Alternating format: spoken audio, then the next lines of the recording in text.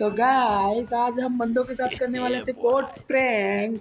बड़ा हरामी हो बेटा। तो और हम बोट फाइन करके यहीं निकल भी रहे थे कि तभी दो चपड़गंज हम पे रश करने आ जाते हैं। तो ये दोनों हाथ पकड़ के छमक छमक के चलते हुए ऊपर रश कर देते तो हम इनका नेट से एक ही बार में बम से खोबड़ा फोड़ देते। देखा ठम्मा